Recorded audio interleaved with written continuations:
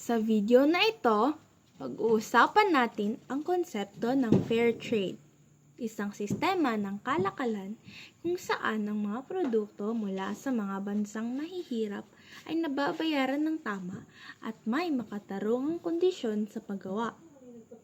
Ano ang fair trade?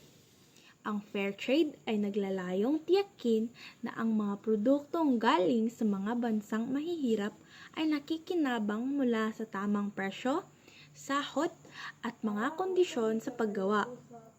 Layunin nitong mabigyan ng pantay-pantay na oportunidad ang mga maliliit na negosyo sa pag-export ng kanilang mga produkto.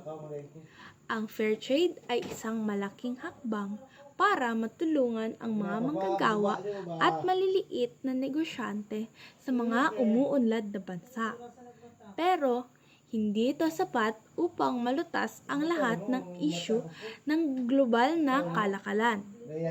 Kailangan pa ng iba pang mga hakbang para mas mapabuti ang buhay ng mga tao.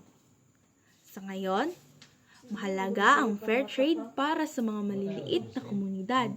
Ngunit, may mga aspeto pa rin ng global na kalakalan na kailangang tugunan upang maging mas sustainable at makatarungan ang sistema.